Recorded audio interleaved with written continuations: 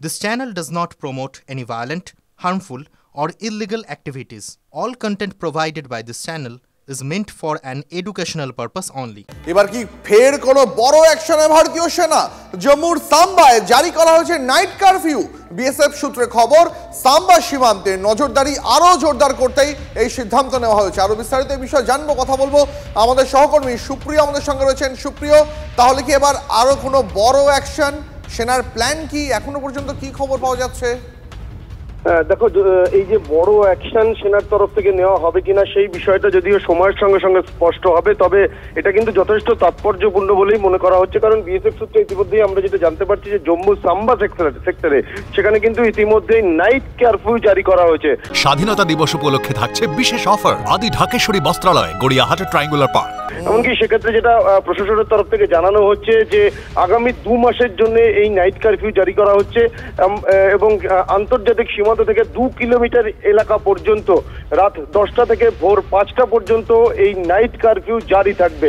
এবং সেক্ষেত্রে এই নাইট কারফিউ জারি করার পেছনে যেটা সেনার তরফ থেকে জানানো হচ্ছে যে কোনো ধরনের ইল্লিগাল অ্যাক্টিভিটিস বা ইল্লিগাল মুভমেন্ট সেগুলোকে আটকানোর জন্য এবং বিএসএফ এর নজরদারি যাতে আরো জোরদার করা যায় এই সীমান্তবর্তী এলাকা বরাবর, যেহেতু ইন্টারন্যাশনাল সীমান্ত অর্থাৎ আন্তর্জাতিক সীমান্ত রয়েছে এই সাম্বা সেক্টর সংলগ্ন এলাকায়, সেই কারণেই কিন্তু নজরদারি বা নিরাপত্তা আরো জোরদার করার জন্যই এই নাইট কারফিউ এবং বিএসএফ এর নজরদারি আরো বাড়ানো হচ্ছে। ধন্যবাদ, নজর রাখো। তোমার সঙ্গে পরবর্তীতে আবার এই নিয়ে কথা বলবো, তবে এই মুহূর্তে কর্নেল চৌধুরী আমাদের সঙ্গে রয়েছেন, তার কাছে একবার চলে যাবো। কর্নেল চৌধুরী, স্বাধীনতা দিবস উপলক্ষে থাকছে বিশেষ অফার আদি ঢাকেশ্বরী বস্ত্রালয়, গড়িয়াহাট ট্রায়াঙ্গুলার পার্ক।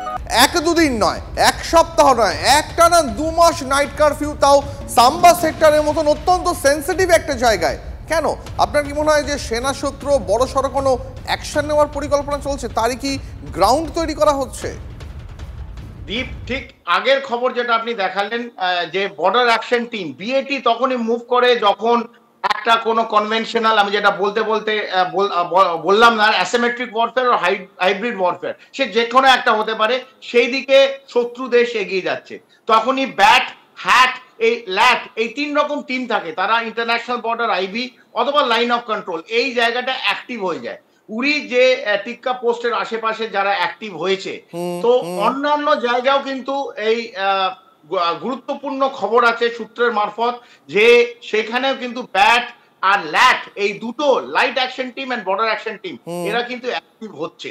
এই অ্যাক্টিভরা এরকম রাতারাতি হয় না, because this are special forces and এদের অ্যাক্টিভ করে কারণ তারা আমাদের ওদের শত্রু হচ্ছে ভারত, সেইখানে ওরা ঢুকে অপারেশন করছে।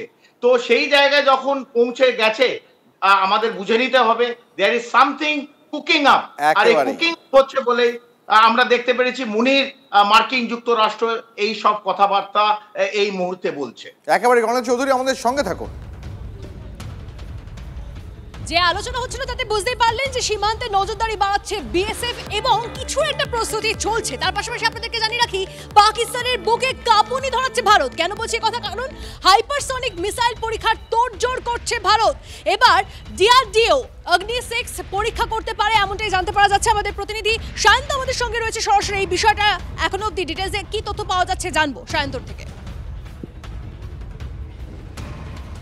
একদমই, দেখো, ডিআরডিওর তরফে যেটা জানা যাচ্ছে যে প্রথমে তারা নোটাম জারি করেছিল বঙ্গোপসাগরের ওপরে 1500 কিলোমিটারের, কিন্তু তারপর যেটা দেখা যাচ্ছে 2530 কিলোমিটার আরও সীমানা বাড়িয়েছে, সীমানা অর্থাৎ পরিসীমা বাড়ানো হয়েছে, অর্থাৎ নোটাম জারি হয়েছে প্রায় 2530 কিলোমিটার, যেটা মূলত বলা হচ্ছে লং রেঞ্জে অ্যান্টি শিপ মিসাইলের পরীক্ষা করানো হবে, হাইপারসনিক গ্লাইড ভেহিকেল ক্ষেপণাস্ত্রের পরীক্ষা করা হবে, যেটা অত্যন্ত গুরুত্বপূর্ণ বর্তমান সময়। অর্থাৎ কোথাও সেনা সূত্রে মনে করা হচ্ছে যে হয় অগ্নি 5 যেটা মডার্ন ইকুইপমেন্ট, অথবা অগ্নি 6 যেটা ভারতের অন্যতম গর্বের জায়গা হতে চলেছে, তার পরীক্ষা নিরীক্ষা চলবে।